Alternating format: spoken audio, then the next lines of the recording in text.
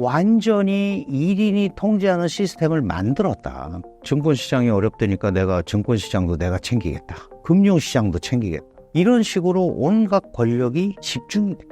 근데 이제 문제는 이런 것들을 사회주의적 방식으로 자꾸 해결하려는 거 아니냐. 일부 전문가들은 어떻게 발전해서 오늘날 세계적 중국이 됐는지를 시진핑이 잊어버린 것 같다. 이런 것들이 궁극적으로는 중국의 미래, 장래에 마이너스적인 효과를 갖고 올 수밖에 없다. 이제 이런 얘기를 하는 거고.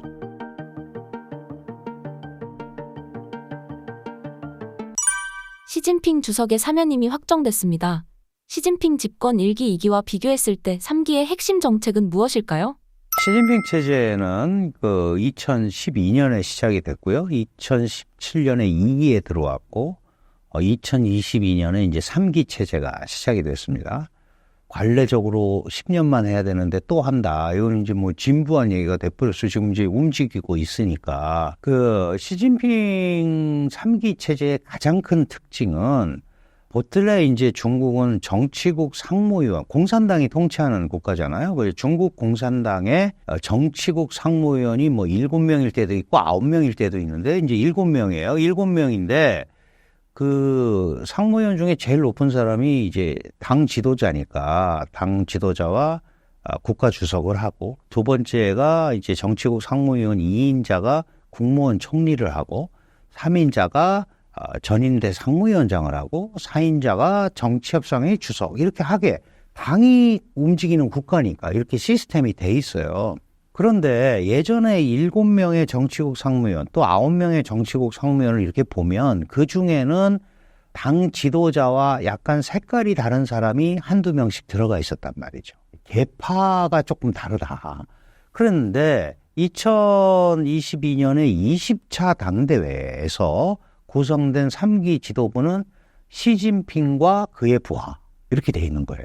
그러니까 예를 들어서 우리가 2기 때나 1기 때 보시면 알지만 시진핑 리커창 체제 이렇게 얘기했잖아요. 그리고 그전에도 뭐 장저민 리펑 체제, 이붕 체제, 후진타오 원자바오 체제 그렇게 얘기했는데, 시진핑 리커창 체제는 1기 때만 얘기하다가 2기 때부터는 시진핑 체제, 지금은 리창 총리라는 사람인데 시진핑 리창 체제 이렇게 얘기하는 사람은 한 명도 없어요. 그러니까 결국은 완전히 1인이 통제하는 시스템을 만들었다라고 얘기를 하는 거죠. 자, 1인이 통제하는 시스템 만들 수 있어요. 그러면 예를 들어서 중국 같은 데는 이제 경제라든가 이런 부분은 국무원 총리가 대외적으로 담당을 하게 돼 있단 말이에요. 그러면 그 전에 리커창 총리가 했던 것처럼 목소리도 내고 이렇게 해야 된다를 해야 되는데, 리창 총리는 전혀 그런 모습이 안 보인다. 예를 들어서 2기 때, 1기 때는 리커창식 경제발전, 커창노믹스라는 게 있었어요. 거기에 대해서 시진핑식 경제발전 모델, 진핑노믹스. 그 방식이 좀 달라요. 근데 지금은 그런 말이 나올 수가 없어요. 지금은 시진핑이 다 통제하죠. 얼마 전에는 증권시장이 어렵다니까 내가 증권시장도 내가 챙기겠다. 뭐 이렇게까지 나오잖아요. 그리고 공산당 안에다 금융위원회도 만들었어요. 금융시장도 챙기겠다. 왜냐하면 공산당의 최고 정점이 시진핑이니까. 이런 식으로 온갖 권력이 집중이 된다. 그러면 지금 이 시진핑 3기 체제는 결국은 1인 통치 체제를 그대로 구현을 하려는 시도가 아니냐라고 보는 거죠. 그러면 시진핑 체제가 3기에 들어서면서 뭘 가지고 3기에 이런 시스템을 구축을 했냐. 지금 우리가 세계적 국가로 가려고 그러는데 미국이 우리를 자꾸 압박을 한다. 견제를 한다. 미국과의 경쟁에서 내가 이기겠다. 우리가 지난 트럼프 4년도 견디지 않았느냐. 나를 더 밀어달라. 그렇죠? 이렇게 된 거예요. 그래서 미중 갈등에서 종국적으로 우리가 이겨야 되고, 그리고 지금이 기회고, 그래야 2050년에 미국을 물리치고, 물론 그 말은 표면적으로 하지 않지만 세계 최강의 국가가 될 수 있다. 이런 청사진을 내놨단 말이죠.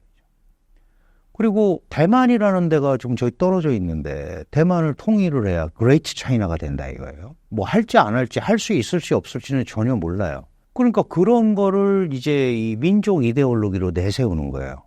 그리고 무엇보다 중요한 거는 경제가 회복이 돼야 되잖아요. 지금 내가 이 상황을 잘 알고 있으니 내가 이걸 가지고 경제 활성화해서 가겠다. 근데 이제 문제는 이런 것들을 사회주의적 방식으로 자꾸 해결하려는 거 아니냐. 시장 원리를 쓰기보다는 사회주의적 방식으로 하려고 그러는 것 같다. 반발하면 통제하고, 그죠? 반발의 여지가 있거나 소지가 있는 그룹은 통제 방식을 강화해서 압박을 하고, 이렇게 흘러가는 거 아니냐. 이렇다면 과거 마오쩌둥 시대로의 회귀가 아니냐. 이제 이런 것들이 계속 교차하고 있는 거예요. 그러니까 이거는 철저히 중국 정부가 선택할 문제죠. 아, 이대로 가면 경제 회생도 어려워지고 국제사회에서도 속된 말로 자칫 잘못하면 왕따 국가가 되고, 지금 전 세계가 다 중국에 대한 비호감이 높아지니까 중국은 억울하다고 얘기하지만, 그러면 이거를 벗어나기 위해서는 뭔가 새로운 조치가 필요한데, 그 부분을 중국 정부, 특히 시진핑이라든지 시진핑과 같이 국정을 운영하는 이런 사람들이 어떤 대안을 내놓느냐에 의해서 결정될 수밖에 없다. 이제 이 부분이 가장 중국이 안고 있는 어려움이 될 거다. 그런데 사실은 뭐 3기 들어와서 갑자기 달라지는 건 아니고 1기 때부터 그런 생각을 갖고 있었던 거예요. 시진핑 체제는 너무 느슨하게 이 사회주의가 운영되는 것 같다라는 생각을 갖고 있었기 때문에 자기가 이제 후진타오 때 시진핑과 리커창이 이 후진타오 2기 때 정치국 상무위원으로 둘이 들어가요. 그리고 그 당시에 중국이 일사불란한 모습을 보이지 못했다고 시진핑은 생각을 하는 거예요. 그래서 자기가 지도자가 되면 훨씬 더 조직적인 중국 공산당을 만들겠다라고 생각을 했고, 그거를 통해서 세계적 국가 중국을 만들어야겠다라고 생각을 했기 때문에 그게 바로 우리가 잘 아는 중국의 꿈입니다. 중국몽. 이걸 달성해서 세계적 국가가 되겠다는 거예요. 그러니까 그 흐름은 물러날 수가 없는 거죠. 지금도 시진핑 체제가 내가 경제를 이렇게 사회주의성을 강조했더니 어려워졌다. 그러니까 다시 돌아가겠다. 이럴 수가 없는 거예요. 왜? 이런 메커니즘을 가지고 지금 3기 지도부가 형성이 됐고 자기가 한 번 더 했잖아요. 근데 잘 되면 또 한 번 할 수 있는 거죠. 그죠? 뭐 그거는 우리가 신경 쓸 일은 아니잖아요. 중국 사람들이 또는 중국 공산당이 시 주석이 잘하니까 한 번 더 맡기자 할 수도 있는 겁니다. 그런데 지금 같은 패턴으로 가면 그게 쉽지는 않을 것 같다. 혼자 막 한다고 해서 되는 건 아니거든요. 그죠? 예. 그래서 뭔가 전환점이 필요한 시기가 됐다, 이렇게 판단을 할 수 있을 것 같아요. 많은 사람들이 시진핑 리스크를 중국 위기의 근원으로 보고 있습니다. 시진핑 리스크란 뭘 의미하는 걸까요? 시진핑 리스크의 가장 큰 핵심은 사회주의성의 강조죠. 사회주의성의 지나친 강조. 이제 일부 전문가들은 중국이 어떻게 발전해서 오늘날 세계적 중국이 됐는지를 시진핑이 잊어버린 것 같다. 그러니까 결국 개혁개방이라는 걸 통해서 시장 경제를 도입을 하고 국제 분업 체계에 들어가서 세계적 강국으로 성장을 했는데, 이제 세계 제2위의 경제체가 됐다고 해서 이제 중국적 방식을 과시하고 이 방식도 괜찮으니 나를 따르라. 이게 이제 1대1로 정책이에요. 이런 것들이 궁극적으로는 중국의 미래, 장래에 마이너스적인 효과를 갖고 올 수밖에 없다. 이제 이런 얘기를 하는 거고, 그 다음에 뭐 이번 양회에서도 나타났지만 사실은 중국 체제는 당 총서기와 국무원 총리 체제잖아요. 근데 총리가 완전히 뭘 하는지 없어져 버린 거죠. 그래서 뭐 기자회견도 안 하고, 그죠? 그 다음에 뭐 이제 가십성이긴 하지만 시진핑 앞에만 찻잔이 2개 있고, 차가 식으면 안 되는 거예요. 그러니까 안 식게 계속 버놓는 거죠. 다른 사람 앞에는 나 하나밖에 없다. 그러니까 이게 또 그 권력을 얘기해 주는 거 아니냐. 이제 이런 얘기도 하고, 시진핑 사상이라는 게 헌법에도 당장에 들어갔고 헌법에 들어갔는데 국무원 조직법이라는 데도 들어갔어요. 국무원은 25개 부와 위원회를 구성하고 있는 중국의 중앙정부 내각입니다. 그런데 거기에도 이 당의 시진핑 사상이 들어갔다라는 거는 당정이 완전히 합쳐진 거다. 그러면 형식적으로나마 그동안 해왔던 당정 분리 이런 것들이 없어지는 거죠. 사실 중국은 당이 만든 국가이기 때문에 당정 분리가 불가능해요. 그런데 시 주석은 예전부터 당정 분업이라는 말을 많이 썼어요. 이게 무슨 얘기냐면 공산당이 만든 국가가 중화인민공화국이고 이건 분리될 수 없는 거다. 다만 분리를 하면 절대 안 되고 서로 맡은 바 일을 나누어서 하는 게 맞다. 그러니까 벌써 이미 그때부터 당정 일체화를 강조하는 거죠. 근데 이 당정 일체화는 모택동 시대, 마오쩌둥 시대 당의 일원화 영도라는 표현으로 이미 중국에 많이 쓰였던 말이에요. 그러니까 여러 가지 그 흐름을 보면 이게 회귀하는 거죠. 모택동식으로. 그게 시진핑 리스크예요. 그럼 그 결론이 뭐였어요? 마오쩌둥 사상 모택동식 중국 통치의 결론이 원화다革命, 문화대혁명이었어요. 그 중국이 혼란에 빠졌잖아요. 이렇게 가면 그렇게 가는 거 아니야? 이런 생각을 하게 되는 거죠. 이거는 역사적 경험 내서 얘기를 하는 거지 꼭 그렇게 가라는 거가 아니고 그런 우려가 있는 거죠. 이렇게 권력이 과도하게 집중되다 보니까 문제가 생기는 거지. 그래서 덩 샤오핑이 자기가 권력을 잡았을 때 그런 과도한 권력을 방지하기 위해서 정치국 상무위원들 각자가 나누어서 통치해라. 그 해당 분야의 그 소위 최고 책임자를 맡기게 된 거예요. 분공체제라고 그래요. 나누어서 통치하는 거예요. 그 중에 총대장이 총서기일 뿐이지 총서기가 다 관장하라는 게 아니죠. 그런데 지금 우리한테 보여지는 중국 체제는 총서기가 모든 걸 다 관장하는 형태로 돼 있으니까 정치적으로 후퇴한 거 아니야 라는 얘기를 하는 거예요. 그러면 국가가 경제적으로도 어렵고 정치적 시스템으로도 후퇴한다. 당연히 서방적 시각으로 보는 겁니다. 그러면 이게 별로 희망이 없는 거 아니냐 라는 생각에 미치게 되는 겁니다. 교수님, 시진핑의 사면임에 대한 중국 인민들의 현지 반응은 어떤가요? 불만이 많겠죠. 불만이 많은데 표현을 못 합니다. 지금 워낙 강력하게 통제를 하고 중국은 이미 2020년부터 우리로서는 상상도 하지 못할 통제 메커니즘을 운영을 하고 있어요. 그게 뭐냐면 사회 신용 평가 지수라는 거예요. 예를 들어서 강준영, 당신은 교통 위반을 몇 번 했고 당신은 대출금을 빌려서 안 갚았고 그걸 다 기록을 합니다. 그래서 사회적 신용평가 지수가 몇 점 이하이기 때문에 당신은 해외여행 못 가. 5성급 호텔에서 못 자. 비행기 못 타고 다녀. 이렇게 통제를 한다면. 잘 아시다시피 예전에 동물농장 이런 거 있잖아요. 조지 오웰에. 이런 것처럼 완전히 14억 인구에 대한 신용평가 메커니즘을 만들어서 통제를 한다. 예전에 중국은 국가 통제하려면 당이 군사력 장악해야 되고요. 공권력 장악해야 되고, 그러니까 사법, 경찰 이런 거죠. 또 하나가 지식인들을 장악을 하면 된다. 이랬는데 지금은 그거 갖고 안 되는 거예요. 지금은 여론도 있고, 그죠? 해외 시각도 있고 그러니까 이런 부분에 대한 통제를 반드시 해야 되는데 이게 두 가지 형태가 있어요. 어차피 저렇게 된 걸 풀어놓고 거두어서 뭘 하는 방법이 있고 저런 것들이 마이너스가 되니까 애초부터 못 들어오게 하자. 근데 중국이 안타깝게 택한 것은 못 들어오게 하는 거예요. 코로나 같은 경우도 결국은 결론적으로는 사람들이 다 한 번씩 걸려야 해결이 되는 거였잖아요. 그거를 잘했다 잘못했다가 아니고 중국이 택한 방식은 봉쇄였다. 그리고 원래 이제 의료 체계도 취약하고 또 2003년에 사스라는 게 있었어요. 많이 급성호흡기 증후군 때 굉장한 전염병의 폐해를 봤기 때문에 이거는 확산이 안 되게 하는 게 1번이다. 그래서 중국 정부로서는 고육지책이었겠죠.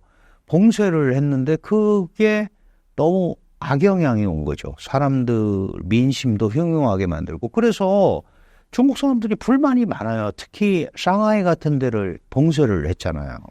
중국의 경제 심장인데요. 그리고 그 봉쇄를 해서 어렵게 만들었던 상해시 서기를 총리로 또 갖다 앉히는 거예요. 그럼 중국 국민들이 볼 때는 우리를 뭘로 보는 거냐 이런 생각을 하지 않겠어요? 그런데 말씀드린 사회 통제 시스템이 워낙 막강하니까 감히 지금 거기다 얘기를 못하고 있다. 그래서 일부는 이제 그런 표현을 하는 거죠. 곪고 있다. 이게 곪으면 언젠가 터지는데 이거를 안 터지게 잘 치료를 하는 방법이 있을 수도 있죠. 그러면 그거를 빨리 써야 되는데 그거보다는 지금은 현재로서는 일단 압박, 통제 쪽으로 방향을 잡은 거 아니냐. 그러니까 말을 못하고 있다. 그러니까 아주 산발적인 일만 생기는 거예요. 우리 20차 당대회 때도 보면 뭐 육교에서 그 연기 피우면서 우리는 PCR 검사가 싫다. 우리는 독재를 원하지 않는다. 막 이제 이런 거가 나타나듯이 아주 산발적이죠. 사실은 이제 조직적인 저항이 되려면 지도자도 있어야 되고요. 일종의 시민사회 같은 게 형성이 돼야 되는데 그런 것들이 원천 차단돼 있기 때문에 그런 조직적인 어떤 흐름의 그 사회운동이나 이런 것들이 벌어지기는 현재로서는 굉장히 어렵다. 다만 국민들은 상당히 불만을 갖고 있을 거다. 이건 충분히 추측이 가능합니다. 11월에 미국 대선이 예정되어 있습니다. 바이든이 당선되는 것과 트럼프가 당선될 때 각각 중국과의 관계를 어떻게 형성하게 될까요? 글쎄요. 지금 예를 들어서 트럼프의 압박에 시달렸던 중국이 바이든이 돼서 사실은 국제 규범에 기반한 질서 이거를 이제 얘기를 하면서 더 어려워졌단 말이죠. 자, 이제 트럼프가 다시 당선되면 바이든이 해왔던 국제사회와 같이 중국을 압박하는 거가 없어질 거냐? 그렇지 않다고 봐요, 저는. 왜냐하면 트럼프의 소위 상대 방식은 1대1입니다. 뭐 동맹이고 뭐고, 미국 대 중국, 미국 대 일본, 미국 대 한국, 이렇게 1대1로 대항을 해요. 그런데 바이든은 의회 정치인이고 50년의 경험을 가진 상원의원이고 오바마 8년간 부통령을 했고 그 다음에 뭐 상원 외교위원장도 했고요. 아주 많은 경험을 갖고 있는 사람인데 이 바이든 대통령이 봤을 때는 국제사회가 같이 중국을 압박하는 게 훨씬 더 효과가 좋다고 본 거예요. 그러면 그 앞에 트럼프가 했던 대중 압박을 안 하고 국제사회를 하면 괜찮은데 그게 아니고 그건 그대로 놔두고 국제사회 걸 덮었단 말이에요. 자, 그러면 다시 트럼프가 되면 바이든이 되면 원래 이걸 끌고 가겠죠. 다시 트럼프가 되면 원래 자기가 했던 거 플러스 바이든 플러스 자기의 새로운 거 이렇게 할 거란 말이에요. 다만 중국이 판단할 때는 트럼프는 1대1로 상대하는 걸 좋아하니까 1대1로 하면 공간이 조금 더 있지 않을까 하는 생각은 할 수 있을 것 같아요. 근데 바이든이 되면 바이든은 계속해서 같이 그 자유주의적 국제주의라고 그러는데 뜻을 같이 하는 국가들이 모여서 규범을 만들고 그 규범을 따르지 않는 국가가 이 규범을 따르도록 하는 거예요. 이 규범을 만들었는데 이 규범을 따르지 않는 규범을 만든 국가들 입장에서는 수정주의라고 비판을 합니다. 이 수정주의로 비판받는 나라가 중국, 러시아, 북한, 이란 이런 나라들이에요. 그러니까 이 중국 같은 경우는 이제 경제적 실체도 생겼고 그러니까 일제 우리도 좀 목소리를 내면서 가고 싶은데 바이든은 훨씬 더 조직적으로 접근을 한 거죠. 그래서 혹시 트럼프가 되면 약간 공간이 더 있지 않을까라고 생각할 수는 있어요. 근데 트럼프도 대통령을 한번 해봤잖아요. 그리고 사실은 그 대통령 되고 나서 중국에 대해서 관세 부과나 이런 것들을 주도하고 역사적으로 갈등과 협력이다 중국 관계는 그랬는데 갈등을 실질적으로 촉발하는 공격을 먼저 개시한 게 트럼프입니다. 사실은 그 트럼프도 알죠. 그런데 4년 동안 중국을 무릎을 꿇렸느냐 하면 그렇지 못했어요. 그리고 한 번 더 될 줄 알았지만 바이든한테 민주당한테 뺏겼단 말이죠. 그러니까 오히려 더 강화될 수가 있는 거죠. 이제 이런 점에서 보면 왜냐하면 트럼프가 마지막으로 내놓은 그 백악관은 국가전략 보고서를 내게 돼 있는데 2018년 5월 이때 내놨을 때 중국은 독재 정권이고 약탈 경제 국가고 그래서 미래를 함께 할 수 없는 나라다 라고 규정을 딱 해버린 거예요. 그러니까 다시 되면 미래를 함께 할 수 없는 나라하고 다시 분위기가 좋게 가기는 어려운 상황이죠. 그러니까 누가 되더라도 굉장히 어려울 거다. 다만 트럼프는 1대1 상대를 좋아하니까 그 부분에 대해서 일말의 공간이 좀 있지 않겠느냐라는 차원에서 본다면 트럼프가 조금 나을 수도 있다. 이렇게 생각할 수 있는데 그러나 트럼프도 아무리 자기가 혼자서 1대1로 상대를 하더라도 중국이 목밑까지 차고 오는 거는 볼 수가 없는 거죠. 미래를 함께 할 수 없는 나라라고 했으니까. 그래서 이래저래 중국 같은 경우는 누가 되더라도 굉장히 어려울 수밖에 없는 그런 상황을 맞이하게 될 것 같습니다.